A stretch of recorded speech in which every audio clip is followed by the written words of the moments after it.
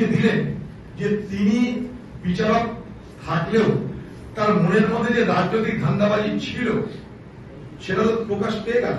তো বিজেপিতে গেলে তিনি বুঝতে পারবেন যে মানে কোথা থেকে কোথায় যাচ্ছে। মানে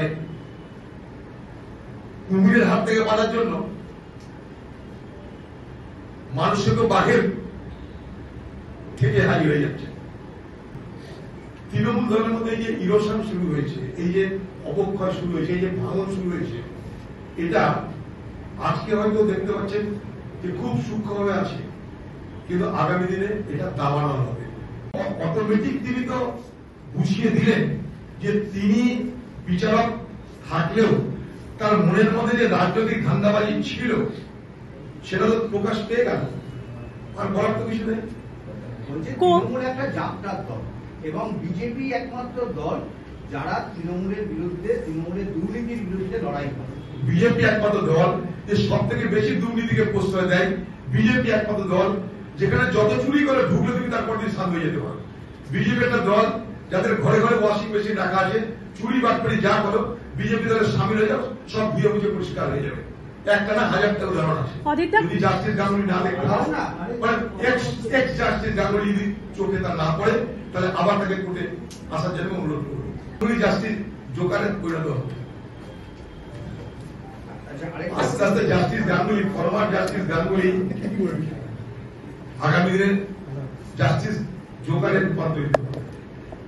নারদা কাণ্ড বলেছে একটা চক্রান্ত, মানে যেহেতু শুভেন্দু সুশের নাম রয়েছে, কথা বলে লাভ নাই, অনেক কথা বলবে। ওনাদের কোর্টে তো বিচার হয়েছে, যেহেতু ওনার নেতা ওখানে আছে তাই তো চক্রান্ত হবে।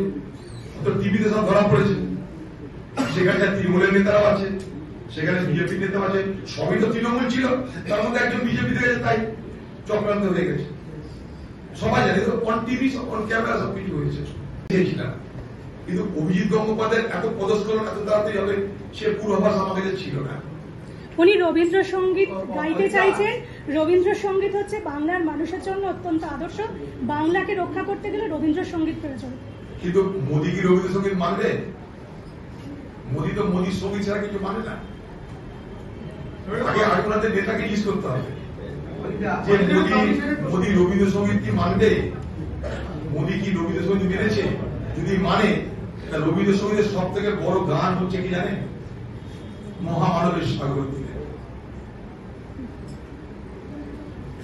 ভারতবর্ষের সভ্যতা,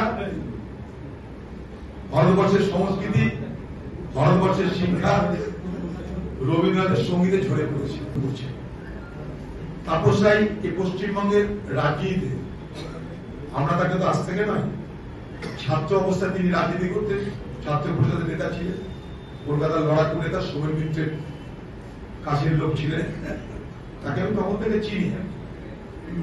তো তাপসাই একটা যোগ্য রাজনৈতিক ব্যক্তিত্ব হিসেবে পরিচিত ছিল, ভালো লেজিসলেটর।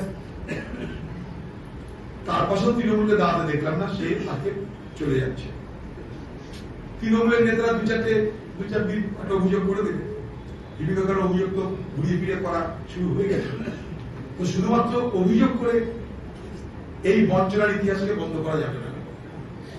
তৃণমূল দলের মধ্যে এই যে ইরোশন শুরু হয়েছে, এই যে অবক্ষয় শুরু হয়েছে, এই যে ভাঙন শুরু হয়েছে, এটা আজকে হয়তো দেখতে পাচ্ছেন যে খুব সূক্ষ্মভাবে আছে, কিন্তু আগামী দিনে এটা দাবানো হবে। আজকের প্রেরিত ফেয়ার, আজকের অগ্নিস্ফুলিঙ্গ, এই যে বিরোধিতা প্রতিবাদে অগ্নিস্ফুলিঙ্গ আগামী দিনে দাবানল হয়ে তৃণমূল দলটাকে গ্রাস করবে। এটা তার প্রক্রিয়া শুরু হয়েছে।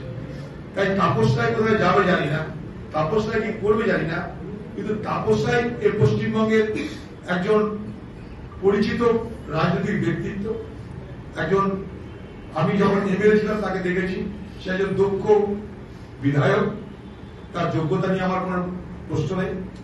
আমার পাশাপাশি মনে হয়েছে সে তার যোগ্যতা অনুযায়ী পুরস্কৃত তৃণমূল দলে হয় না। কারণ তৃণমূল দলে পুরস্কৃত হতে গেলে প্রথম যে শর্ত, হয় খোকাবাবুর লোক হতে হবে, না দিদির লোক হতে হবে, পাশাপাশি তাকে আনুগত্য 100-তে 100 কমা দিতে হবে। এখানে আনুগত্যের স্থান আছে, এখানে দক্ষতার কোন স্থান নাই। স্বাভাবিকভাবে হয়তো তাপস রায় আনুগত্য দেখাতে কোথাও কোনো খামতি হয়েছে, এখানে বর্ষতার দাম আছে, এখানে দক্ষতার স্থান নেই। তাই বর্ষতা দেখাতে হয়তো কোথাও খামতি হয়েছিল, তাই দক্ষতা দেখা সত্ত্বেও তাকে অবজ্ঞা করা হয়েছে।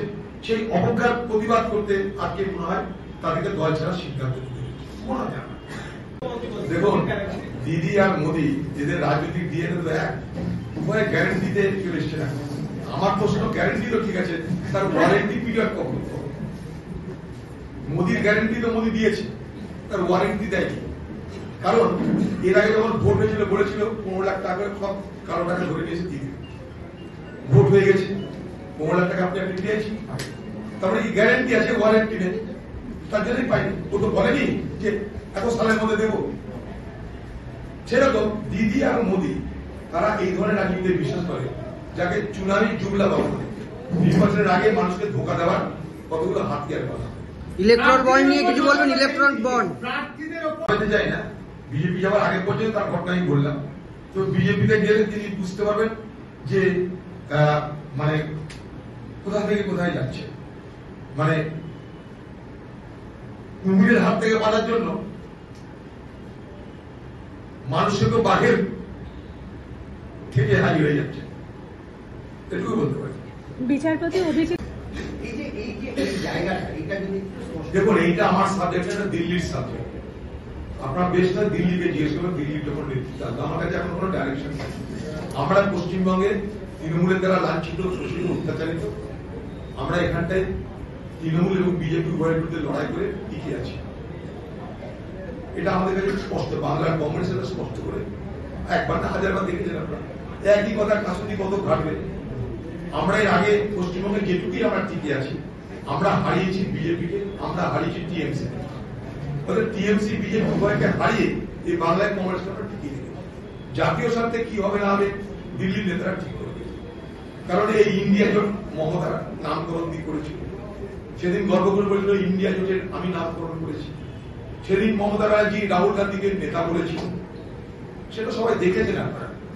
কিন্তু পশ্চিমবঙ্গে আমরা তৃণমূলের শাসনে অত্যাচারিত, আমরা নির্যাতিত। একবার না এক প্রতিবাদ আপনাদের করেছি, কত কথা শুনবেন, ওগুলো রিপিট করে দেওয়া হবে আসন রফা নিয়ে কোনো আলোচনা হয়নি না। অধিকতর তৃণমূলের